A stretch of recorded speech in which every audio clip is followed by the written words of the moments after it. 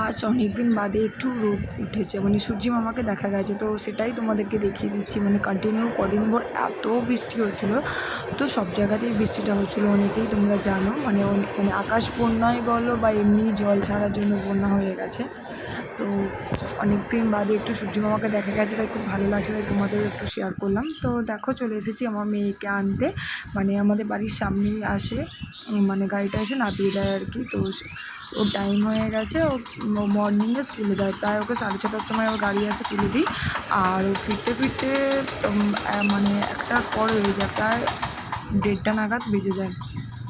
তো গাড়ি এসে গেছে, ওকে নামিয়ে নিয়েছে। মানে একটা দিন রোদ দিয়েছে, তাতেও মনে হচ্ছে যেন মানে এত সূর্যর তেজ, খুব গরম লাগছিল। তো যাই হোক, ভেতরটা ওদের ফুল এসি চলছে, ও নেমে পড়ছে, ওর ফ্রেন্ডসরা রয়েছে। তো ফুল এসি চলছে, বলছিলাম যে ঠান্ডা হয়ে গেছে। এসি চলছে, হাত পা পুরো ঠান্ডা হয়ে গেছে। তো যাই হোক, ওকে সবাই টাটা করে দিচ্ছে।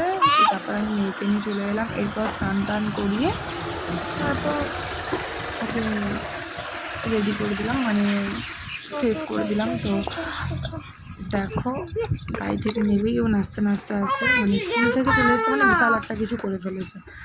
তো যাই হোক, এবার আমাদের মানে হঠাৎই তারপর আমার বরের ইচ্ছা হয়েছে যে চিকেন পকোড়া খাবে। মানে ওর বাইরের খাবার, ওর শরীরটা খারাপ বলে ওর বাইরে খাওয়াটা একটু বন্ধ আছে। তো বাড়িতেই বানিয়ে নিচ্ছি। দেখো, কিছুটা পরিমাণ মতো আদা, কিছুটা রসুন, আর 2 চামচ মতো ময়দা, আর 2 চামচ মতো কর্নফ্লাওয়ার নিয়ে নিয়েছিলাম।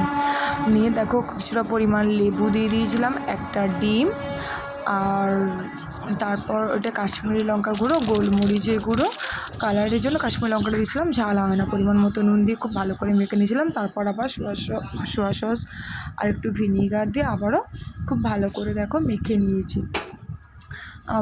চিকেনটা যার যেরকম পরিমাণ সে সেরকম নেবে। আমারটা কিছুটা মানে অল্প করেই ছিল, হঠাৎই খাওয়ার ইচ্ছা হলো, দেন ও নিয়ে চলে এলো। দিয়ে আমি খানিকক্ষণের জন্য ওটা মেখে রেখে দিয়েছিলাম।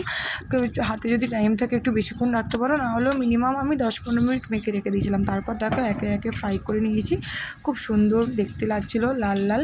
মিডিয়াম টু হাই ফ্লেমে রেখেছিলাম, মানে খুব হাই দিলে আবার পুড়ে যাবে, তো মিডিয়ামের ওপর রেখেছিলাম। দিয়ে এটা খুব ভালো করে ভেজে নিয়েছি।